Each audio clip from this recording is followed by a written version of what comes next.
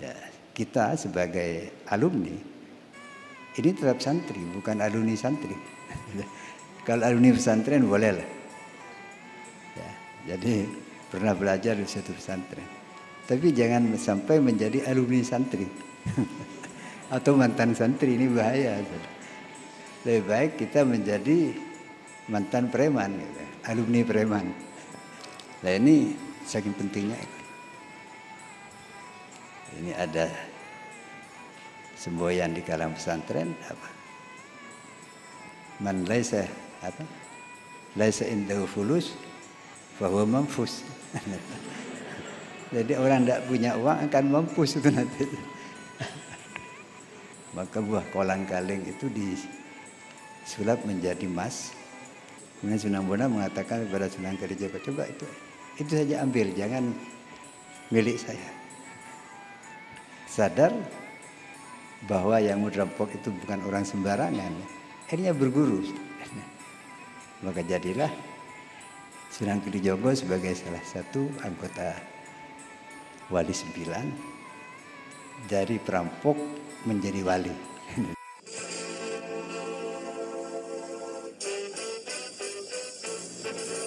Al-Mukarramun, Muhtaramun, para masyayikh, para kiai, para ibu nyai,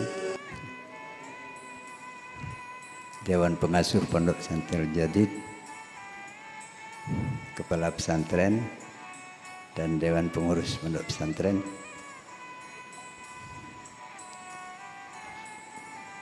teman-teman para pengurus P4NJ baik pusat maupun daerah,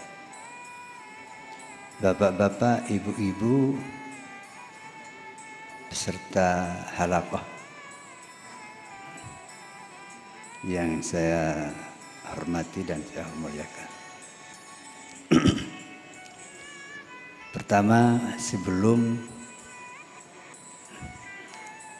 saya memberikan sambutan, mohon maaf karena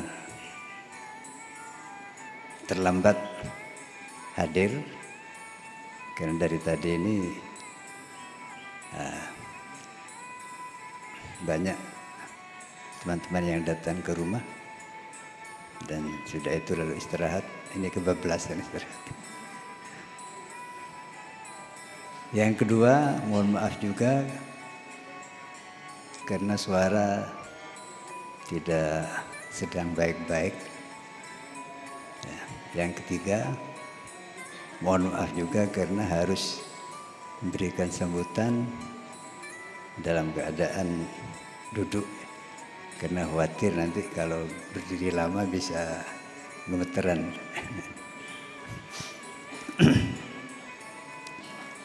Oh iya, bapak-bapak para narasumber ya, ini saya lupa tadi yang saya hormati. Alhamdulillah, bersyukur kehadirat Allah. Di siang hari ini kita bisa hadir bersilaturahim dalam rangkaian acara peringatan Haul dan Harlah Pondok Pesantren Jadid yang setiap tahun kita adakan. Di antara rangkaian itu banyak beberapa kegiatan, antara lain halaqah. Bapak Ibu serta hadirin hadirat sekalian yang kami muliakan, sekalipun demikian, halaqah ini sekalipun merupakan rangkaian dari peringatan Haul Masyayikh dan Hari Lahir Pesantren, saya harapkan ini betul-betul serius, tidak hanya seremonial.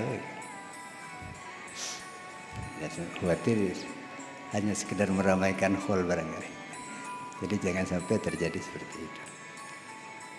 Di antara tanda keseriusan adalah apabila halaqah ini menghasilkan keputusan-keputusan atau minimal rekomendasi yang betul-betul penting dan realistis sesuai dengan keadaan kondisi kita di lapangan, dan tentu diharapkan untuk ada implementasi nantinya. Jadi tidak hanya selesai di halakoh, kemudian tinggal catatan saja dalam sejarah. Ini jangan sampai terjadi. Oleh karena itu, anggaplah ini suatu awal, atau mungkin ada yang lebih awal lagi, saya tidak tahu. Tapi saya harapkan nanti ada pertemuan-pertemuan lanjut yang akan membahas baik khususnya masalah secara teknis di lapangan nanti.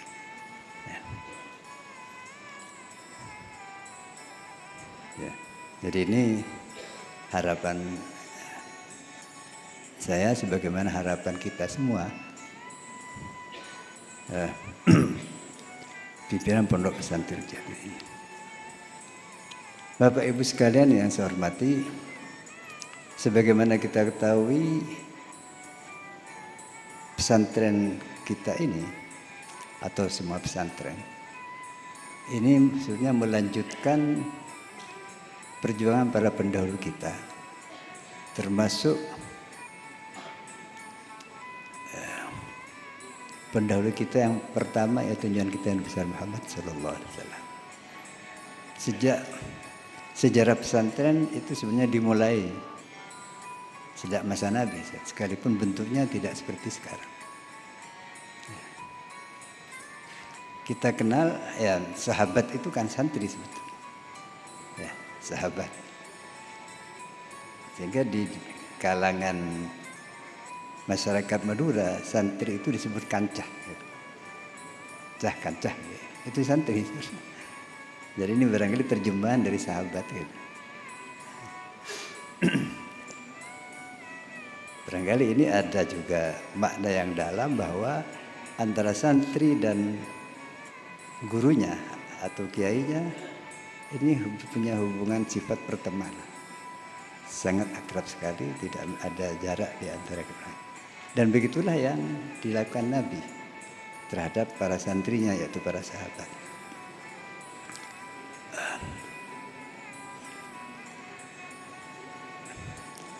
Dan pada masa Nabi itu tentu tidak bentuk pesantren tidak seperti sekarang.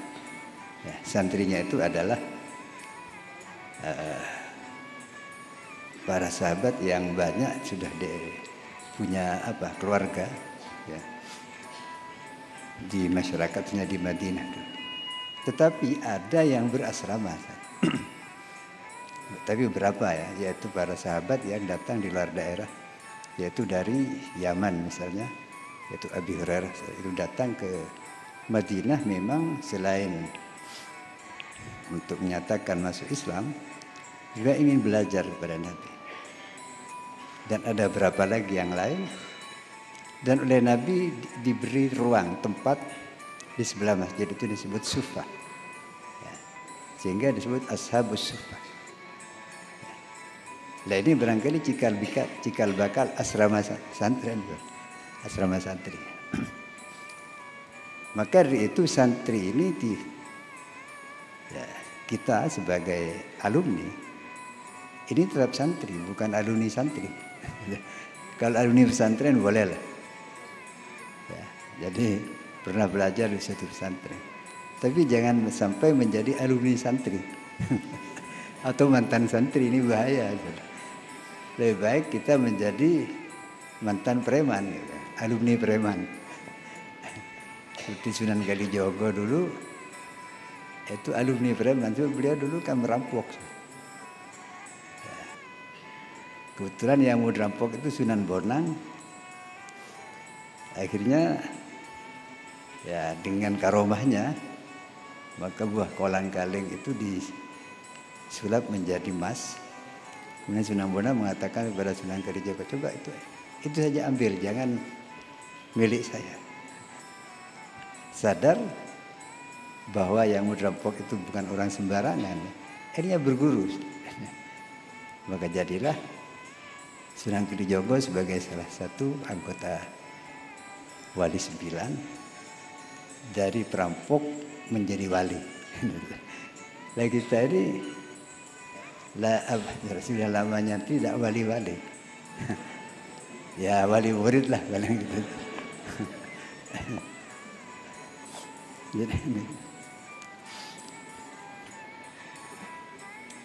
Jadi tidak ada sekali itu seumur hidup gitu. Jangan sampai menjadi mantan santri. Nah, kalau alumni pesantren ya, oleh karena itu kita harapkan hubungan kita sesama santri ini tetap berlanjut sampai kapanpun. Dan apa yang menjadi misi pesantren, jadi terus kita laksanakan. Misi utamanya tentu adalah dakwah. Sebab Nabi itu diutus untuk berdakwah. Dakwah dalam arti seluas-luasnya bukan hanya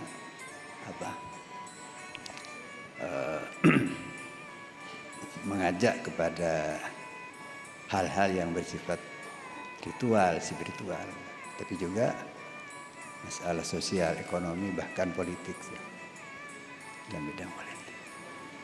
Tapi tentu yang punya nilai-nilai yang baik. Bapak Ibu sekalian yang saya hormati, alhamdulillah teman-teman kita ini sudah berkiprah di berbagai sektor.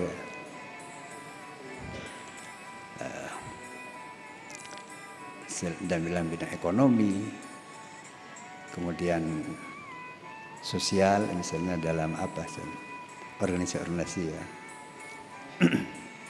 khususnya NU dan keormasan yang lain, dalam pendidikan, termasuk dalam bidang politik.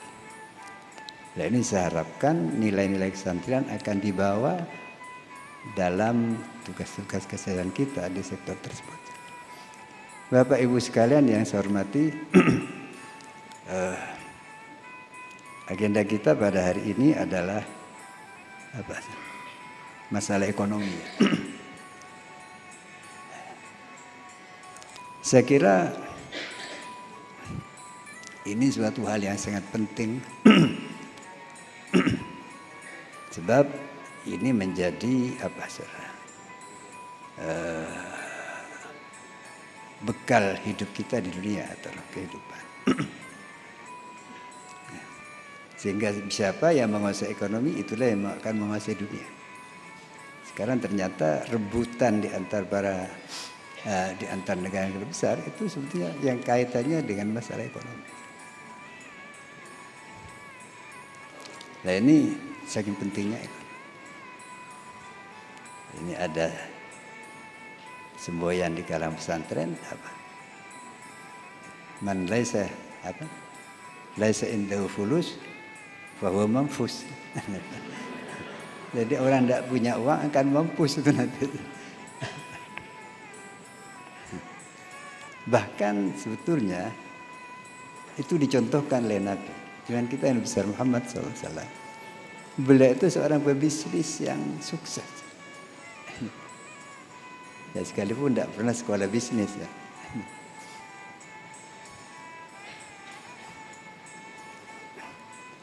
Saking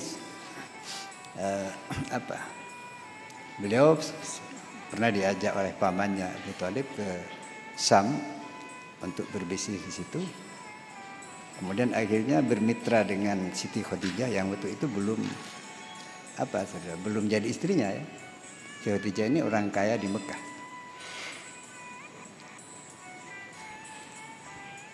Ini bermitra dengan beliau, artinya Siti Khadijah memberikan modal kepada Nabi untuk berdagang dan sukses. Lalu karena kesuksesan Nabi dan kejujurannya, akhirnya bukan hanya modalnya yang diberikan.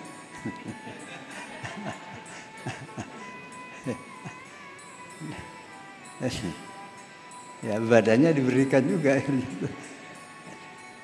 Ya seperti kita dalam sejarah itu apa? Yang melamar bukan Nabi, sekalipun secara formalitas ya. Siti Khotijah sendiri, luar biasa.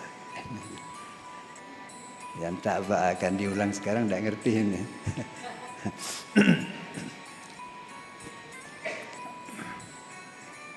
Namun demikian tentu ekonomi ini bukan sekedar untuk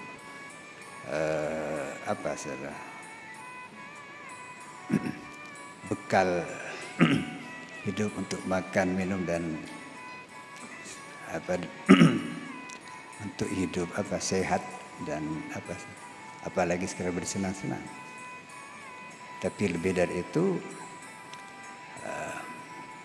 kita mencari uang atau mencari harta ini adalah dalam rangka bekal hidup, dalam rangka pertama ibadah kepada Allah Subhanahu wa taala dan berjuang di jalan Allah. Dan itu yang dicontohkan oleh Nabi. Nabi itu sebelum diangkat sebagai Nabi dan Rasul, ya murni beliau itu adalah berbisnis dengan sedikit. Tapi ketika sudah diangkat sebagai Nabi dan Rasul, beliau itu justru membelanjakan hasil bisnisnya untuk dakwah. Sehingga akhirnya ya semua itu kebetulan memang suami istri Nabi dan Siti Khotijah itu sama-sama semangatnya dalam berjuang menegakkan dalam berdakwah dan menegakkan agama. Semuanya dikorbankan atau diinfakkan untuk perjuangan. Lah ini barangkali yang harus kita tiru dari beliau itu. Dan saya kira para masyayikh kita, termasuk almarhum di sini, beliau itu pebisnis juga, karena saya mengikuti sejak kecil. Beliau itu yang membudidayakan tanaman tembakau di sini.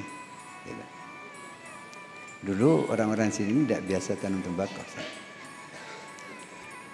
Karena kata orang sini itu tembakau itu tidak bisa dimakan.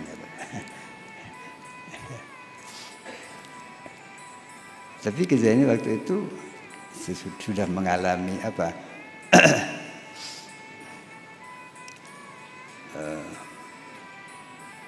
menanam tembakau itu sejak dari Madura dulu. Kemudian dibudidayakan di sini. Di awal-awal sulit untuk mengajak para tangga itu untuk menanam tembakau. Ya karena dengan alasan itu, tembakau tidak bisa dimakan. Dan sehingga ketika musim kemarau tanah ini tidak ditanami apa-apa. Akhirnya, tapi Ghazali tetap saja menanam waktu itu. Bahkan masjid yang ada di pesantren ini itu pertama kali dibangun dengan hasil penjualan tembakau. Karena itu keluarga di sini tidak berani mengharamkan tembakau. Bahaya sebenarnya ya. Kalau mengharamkan rokok, masjid itu haram juga nanti.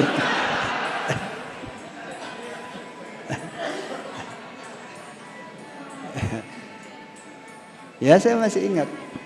Jadi di depan masjid ada madrasah.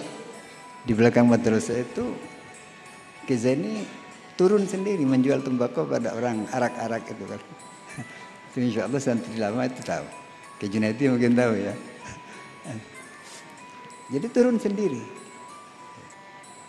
Tapi tidak hanya tekun di dalam menjual tembakau. Dia juga mengajar, ngimami sholat ya. Dan juga aktif di NU. Kalau dulu maaf, ini cerita masa lalu, NU masih politik waktu itu.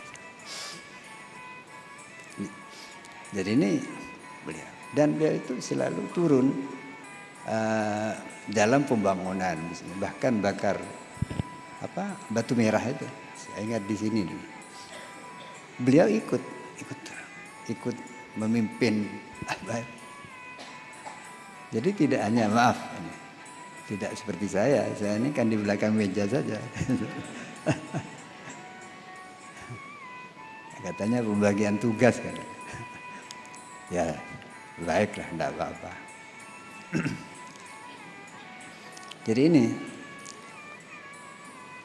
Jadi termasuk yang apa? Yang menanam kelapa di sini dulu banyak kelapa, pohon kelapa. Itu beliau, karena di sini masih hutan dulu. Yang buat selokan, ya, dari dam besar di sana ke sini itu beliau. Terus juga menjadikan apa tanah Tegalan itu ya, menjadi sawah.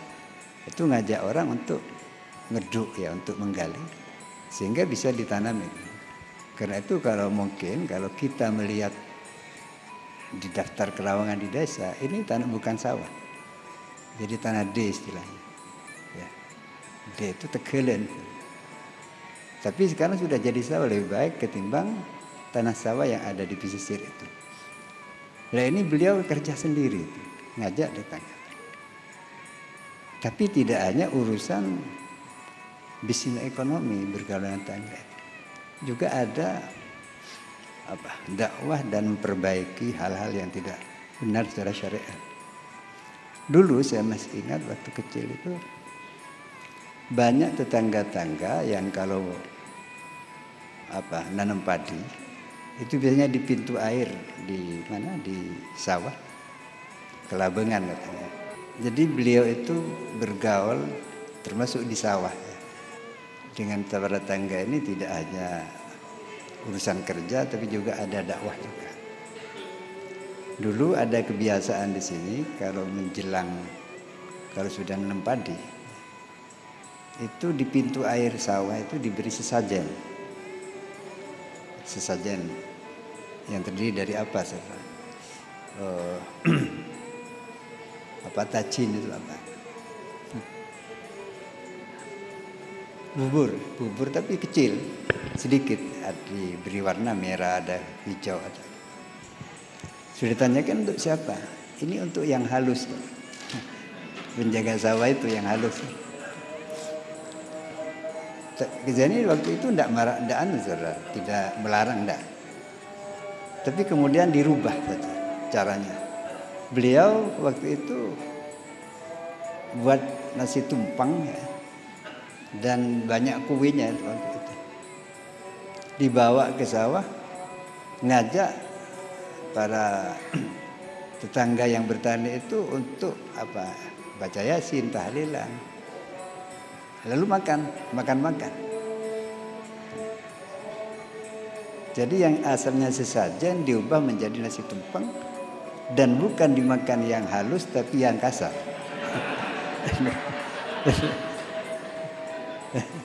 Nah ini cara mengubah hal-hal tradisi-tradisi yang tidak sesuai dengan syariat itu tidak dengan marah-marah, apalagi pakai pentungan itu. Jangan ya. Tapi dengan cara yang bijak. Nah ini cara dakwah beliau. Jadi saya kira ini perlu kita tiru. Bapak, ibu-ibu sekalian yang serta hadir sekalian yang saya hormati. Ya. Hanya dulu memang dalam pengembangan ekonomi termasuk pendidikan ya, itu tidak terkonsep secara sistematis. Sebab saya ingat santri ini selain disuruh bekerja untuk buat batu merah ya, untuk ngangkut.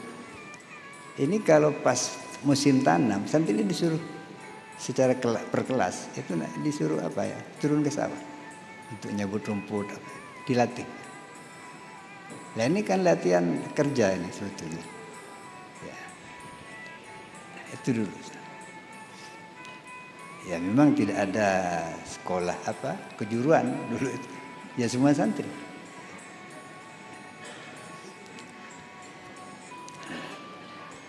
Jadi beliau itu tidak hanya mengajarkan ilmu, apalagi hanya ilmu agama, enggak. Sejak awal di sini ini lengkap. Sebelum kurikulum nasional masuk pesantren di sini ini sudah lengkap, bukan hanya pelajaran agama tapi juga pelajaran istilahnya umum lah, matematika, sosiologi dan sebagainya. Itu sejak awal. Di sini tidak pernah pendidikan di sini yang istilahnya salafiyah, tidak hanya ngaji ilmu agama.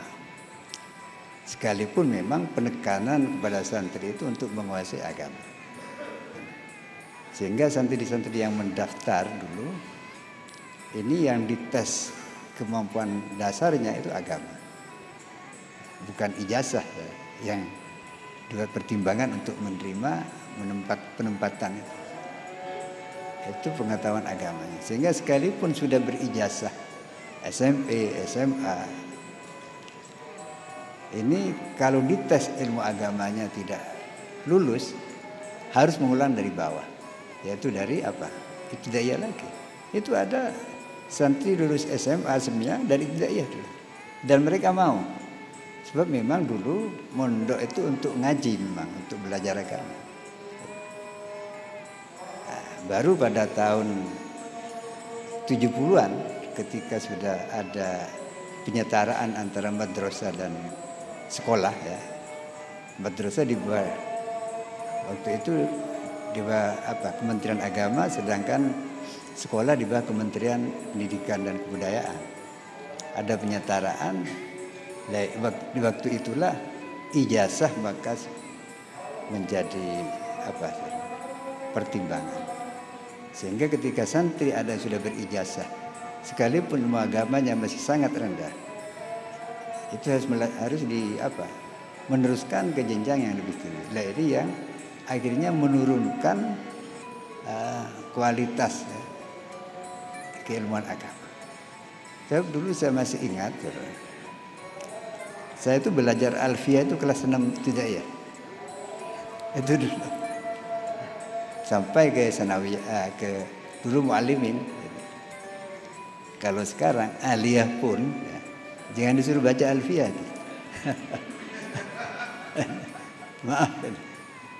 Jadi memang sangat menurun. Itu akibat dari penyetaraan antara madrasah dan sekolah. Dalam satu sisi lulusan madrasah dihargai sama dengan lulusan sekolah. Bagus. Dan tapi di sisi yang lain yang sudah lulus sekolah harus ijazahnya dihargai. Ini yang oleh karena itu ini perlu kiat-kiat ya bagi kami di sini bagaimana untuk mengejar ketertinggalan ilmu agamanya ini. Sehingga sekarang dalam seminggu itu 2 hari khusus agama. Sebab untuk dikhususkan pada madrasah dini itu sulit untuk aktif. Ya. Jadi ini pendidikan di sini. Jadi bukan salah,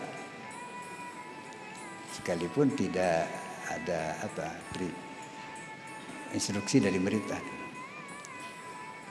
Bapak Ibu sekalian yang saya hormati, oleh karena itu ya alhamdulillah kalau sekarang ada halaqah tentang masalah ekonomi atau bisnis ini, tapi sekali lagi seperti yang harapan saya di awal, ini bukan sekedar membuat keputusan rekomendasi, tapi harus tidak lanjuti nanti di daerah-daerah. Namun begini Bapak Ibu sekalian, pengalaman kami ya, saya sebetulnya pengembangan ekonomi khususnya di pesantren ini sudah dimulai sejak beberapa tahun yang lalu. Alhamdulillah waktu itu sudah punya BMT dan swalayan juga yang namanya NJ Mart. Dan sudah buka di luar pondok, termasuk di daerah Gending dan Baum dan di Kelenang. Ya, Banyuanyar. Ya. Tapi alhamdulillah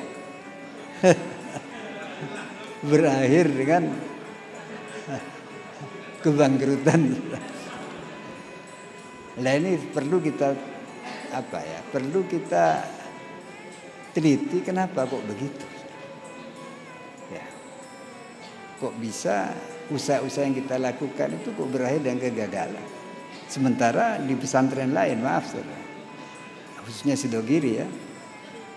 Sidogiri yang notabene adalah pondok salaf. Di situ tidak pernah belajar ekonomi apalagi bisnis.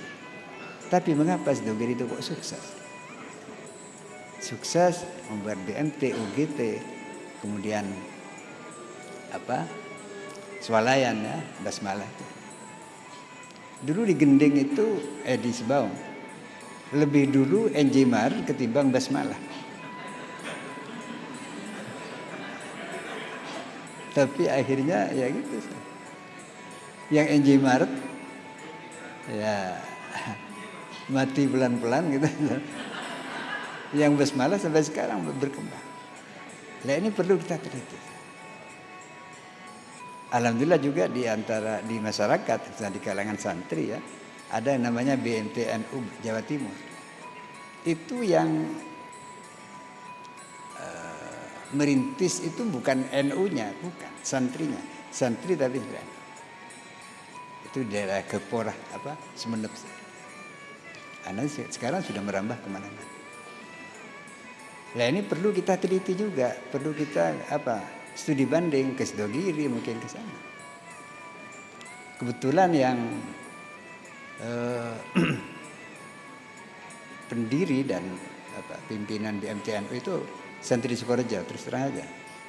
Santri Sukorejo, dan katanya menurut informasi beliau itu ketika ada di pondok di Sukorejo itu juga membidani bisnis pesantren, berhasil juga.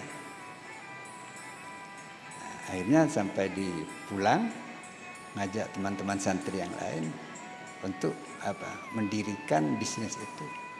Sekarang BMT NU Jawa Timur ya, itu sudah ada di mana-mana, dan juga swalayan segera buka swalayan NU juga itu. Tapi itu bukan yang mengadakan, bukan Jami NU-nya, bukan. Tapi memang orang NU dan berkontribusi kepada NU. Ini menurut informasi tiap tahun BMTNU itu di Semenep itu berapa miliar untuk menyumbangkan ke NU. Jadi ini saya kira perlu kita belajar pada mereka itu. Atau kalau perlu nanti suatu ketika mengadakan halakoh lagi untuk mengundang beliau yang sudah berhasil. Tapi sekali lagi harus ditindaklanjuti, sebab dulu pernah mengundang manajer BMT Sidogiri itu. Kebetulan beliau itu orang Banyuwangi, istrinya alumni Nurjadid ya. Jadi mengundang itu mudah gitu. Ya, akhirnya memberikan kiat-kiat, tapi ternyata di sini tidak bisa. Nah, ini saya kira perlu kita cari penyebabnya nanti. Bapak Ibu sekalian, Sidogiri itu menurut yang saya dengar informasinya, itu kalau koperasinya memang sejak awal, saya pernah mondok 2 tahun di sana. Sejak awal memang sudah bagus ya, tapi belum merambah keluar, hanya di pondok saja. Tapi mengenai BMT dan UGT itu sebetulnya atas keprihatinan Kiai waktu itu. Karena di pasar, di luar pondok itu banyak rentenir-rentenir ya, yang minjamkan uang untuk modal berdagang kepada pedagang kecil itu dengan meminta bunga yang sangat tinggi. Maka Kiai waktu itu mengumpulkan pengurus, ini wajib kita ini jangan hanya memberikan fatwa gitu, harus memberikan solusi. Akhirnya urunan, pengurus waktu itu urunan 10 juta. Sampai 10 juta itu yang dibuat modal awal untuk mendirikan BMT. BMT UGT. Ya pertama memang beroperasi di daerah pondok sekitar pondok. Tapi sekarang sudah ada di mana-mana. Jadi itu sebetulnya tujuannya dakwah, bukan sekedar bisnis. Tapi profesional gitu. Artinya profesional ini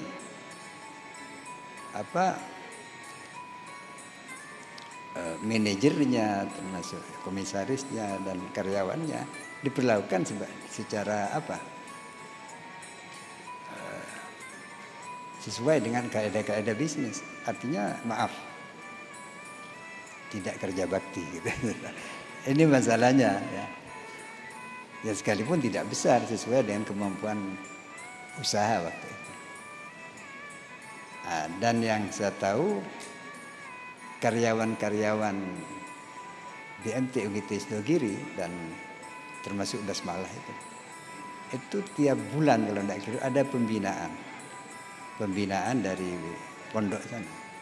Ya, jadi ada pengajiannya, itu barangkali untuk berikan motivasi dan juga untuk berikan arahan-arahan. Alhamdulillah itu berjalan. Dan saya kira mereka itu belajar sambil berjalan. Dan mungkin yang belum kita bisa tiru itu masalah kedisiplinan. Ketekunan dan kedisiplinan di dalam kerja termasuk dalam usaha. Nah ini yang bagaimana untuk membentuk budaya ini yang harus kita upayakan bagaimana caranya. Jadi motifnya bukan sekedar bisnis tapi itu dakwah juga. Jadi kita untuk memberantas rentenir itu dan untuk memberdayakan ekonomi umat. Dan terus karyawan-karyawan itu ada pembinaan biar tidak menyimpang. Ya tentu kegagalan pernah terjadi. Tapi alhamdulillah ya tentu dengan pertolongan Allah karena memang sekalipun bisnis itu ikhlas ya dalam untuk mengajak masyarakat kepada kebaikan, akhirnya bisa kembali menjadi berkembang. Jadi itu Bapak Ibu sekalian yang saya hormati, saya kira kalau mengenai teknik prinsip-prinsip usaha, saya kira panjenengan sudah lebih paham ya. Jadi memang beda antara usaha sosial dan bisnis, dan itu dalam hadis pun sudah dijelaskan ta'amalu kal ajanib, ta'asyaru kal aqarib, wa ta'amalu kal ajanib. Ketika kita bergaul, bersosialisasi, itu harus seperti family, seperti kerabat, aqarib, sekalipun bukan. Artinya terjadi kedekatan betul dan tanpa hitungan, tanpa kalkulasi. Ini kalau sosial. Tetapi kalau bisnis, kal ajanib, ta'amalu kal ajanib, hendaklah kamu bermuamalah, berhubungan kerja bisnis seperti orang lain sekalipun dengan keluarganya sendiri. Ini maaf. Sebab kalau disamakan antara kerja-kerja sosial dan kerja bisnis, itu bahaya. Maaf saya dulu ya pengalaman NU itu buat rokok tali jagat ya. Ya, karena memang ada talinya itu. Tali dan jagat. Ya, dulu waktu itu pemasarannya lewat pengurus. Ya, pengurusnya kan tidak punya minat dan bakat untuk bisnis. Akhirnya apa? Ketika NU kekurangan dana, wah ini kan milik NU juga. Jangankan untung, modalnya hendas habis. Nah itu. Jadi jangan sampai ada mencampur aduk antara kerja-kerja sosial dan kerja bisnis. Ya, so, ini pernah ya terjadi utang piutang antar saudara. Tidak ditulis, tidak tanpa kwitansi. Ya kalau kecil tidak masalah. Lama-lama sudah mungkin butuh yang beri utang. Tanya kepada saya. Ternyata kata saudaranya itu ini sudah dibayar. Padahal yang memberi utang tidak merasa menerima pembayaran utang. Lah ini kan akibat karena mencampur aduk. Ini kan urusan utang piutang itu kan urusan bisnis ya. Urusan ekonomi, sementara itu dianggap kekeluargaan, itu bahaya sekali. Ya jadi sekalipun itu punya motivasi dakwah dan harus ikhlas, ya kerjasama itu bukan berarti lalu menghilangkan kaedah-kaedah bisnis itu. Harus tetap ada pengadministrasian dan sebagainya, terutama masalah keuangan. Saya dulu waktu di pondok di Sidogiri itu setiap pengeluaran keuangan itu pasti ada kwitansi sekalipun kecil. Saya ingat termasuk pengelolaan pengelolaan kekayaan pesantren seperti gedung-gedung ya, gedung-gedung sekolah itu sering organisasi santri itu meminjam ruangan kelas itu harus pakai surat permohonan peminjam. Dan itu semuanya gedung-gedung dikunci. Dan sudah selesai harus dikembalikan lagi kuncinya. Jadi tidak terbuka 24 jam. Nah, kalau di sini ya maaf, tapi insya Allah sudah berubah. Ini kapanpun kita mau masuk ke sana, tidur pun bisa. Nah ini berbahaya. Ya jadi ini pengelolaan aset-aset kita termasuk aset ini harus betul-betul profesional sesuai dengan kaedah-kaedah ekonomi. Barangkali itu Bapak Ibu sekalian. Jadi sekali lagi saya ingin menyampaikan terima kasih yang sebesar-besarnya atas kehadiran Bapak Ibu sekalian, dan tentu banyak hal-hal yang tidak sesuai dengan harapan. Ini mohon maaf yang sebesar-besarnya. Akhirnya adanallahu ma fi khair wassalah wallahu al-muwaffiq ila al-thariq. Assalamualaikum warahmatullahi wabarakatuh.